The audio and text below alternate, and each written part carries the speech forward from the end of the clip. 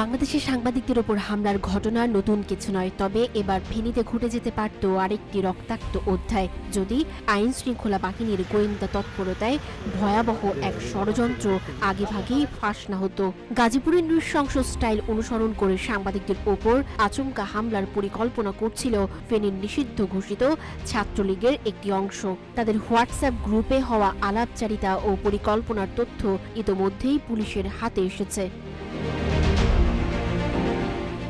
একতাই শক্তি নামের একটি হোয়াটসঅ্যাপ গ্রুপে ফেনীর ৫ জন সাংবাদিককে টার্গেট করে আক্রমণের ছক তৈরি করা হয়।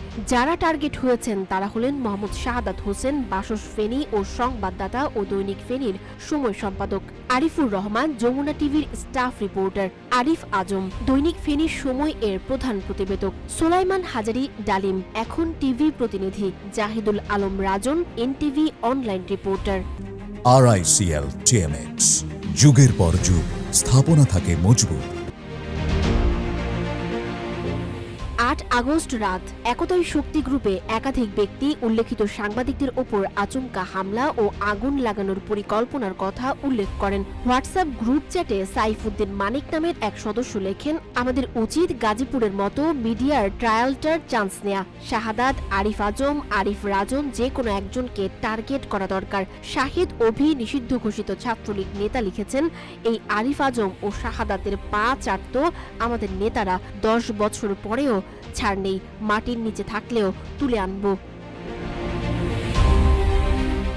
কারা কারা জড়িত আছেন এমন ভয়ঙ্কর গ্রুপে, এমন ভয়াবহ পরিকল্পনাই বা কারা করেছেন? খোঁজ নিয়ে দেখা যায় জড়িতদের সবাই ক্ষমতাচ্যুত হাসিনার নিষিদ্ধ ঘোষিত ছাত্রলীগ, যুবলীগ সংশ্লিষ্ট ব্যক্তি। এ ঘটনায় মোহাম্মদ শাহাদাত হোসেন ফেনী মডেল থানায় একটি সাধারণ ডায়েরি করেছেন। ফেনী মডেল থানার ওসি মোহাম্মদ শামসুজ্জামান বলেন, আমরা আগেই গোয়েন্দা তৎপরতার মাধ্যমে বিষয়টি জানতে পেরেছি। সাংবাদিকদের নিরাপত্তা নিশ্চিতে পুলিশ সতর্ক অবস্থানে রয়েছে।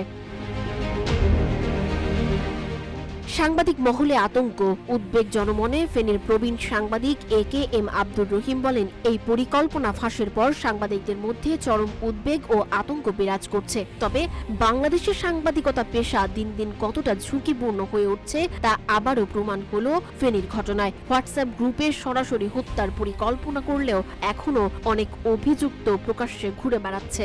রাষ্ট্র ও প্রশাসনের উচিত তাদের রাজনৈতিক পরিচয় যাই হোক না কেন কঠোর আইনি ব্যবস্থা গ্রহণ করা। সাংবাদিকদের নিরাপত্তা নিশ্চিত না হলে সত্যের পক্ষে কলম ধরা মানুষগুলো মুখ থুবড়ে পড়বে আর হারিয়ে যাবে একটি স্বাধীন জাতির বিবেক।